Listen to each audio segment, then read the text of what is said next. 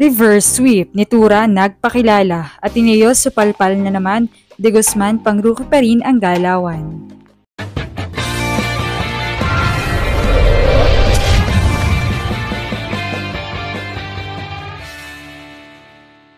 What's up, Volleyball Nation? Welcome back to my YouTube channel. Narito ako para magbigay sa inyo ng updates tungkol sa mundo ng volleyball.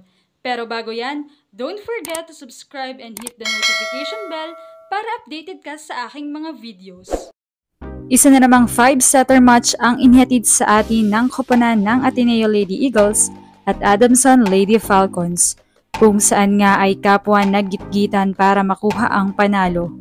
Sa first 2 sets nga ay halos nangangapapa ang dalawang koponan. Para sa Adamson ay binubuo ito ng youngsters, especially their starters.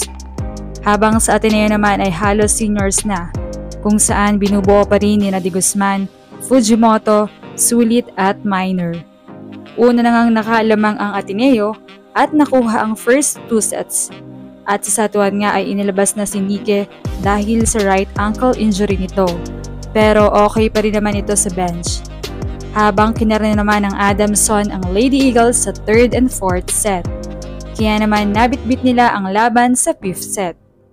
Naging vital ang role ni rookie rising star Shaina Nitura lalo na ng set 5. Nagpakawala nga siya ng 3 crucial points bago ang puntos ni Nigerian wing spiker Frances Mordi. Kaya naman nakalamang agad sila ng 3, 10-7. Pero hindi agad bumitaw ang Ateneo at naibaba ang lamang sa isa, having the score 12-11. Matapos ang off-the-block hit ni Jihan Chuatico, isa sa mga rookie ng Blue Eagles. Pero umarangkada muli si Nitura with a clean hit and a back row attack at sinundan agad ito ni Mordi ng powerful hit kung saan na-reverse sweep nila ang Ateneo.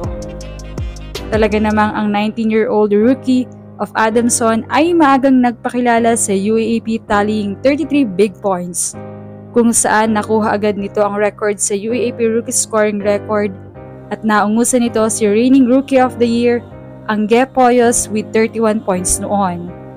It is a convincing win nga para sa Adamson dahil hinabol na ito to get that win. Samantala ay napuno na naman ng pambabash mula sa mga netizens at maging fans ng Ateneo ang Ateneo Lady Eagles dahil tila raw rookie pa rin ang galawan ni Lilian De Guzman. Sobrang off ng game niya pero hindi mo na nilalabas. Samantala ay giving naman si Minor at talagang pumupuntos for the team. Tumutulong rin si Sulit sa kanya sa mga quick attacks nito, pero defense at communication ang kulang sa Ateneo. Marami ang nag-akalang makukuha na ng Ateneo yung first win, having the strategy of Coach Serio na nilagay si Minor sa opposite, habang open si Chanashima. Subalit malungkot para sa side ng Ateneo dahil mukhang malala ang injury na natamo ni Giselle matapos ang paglan niya para i-block si Nitura.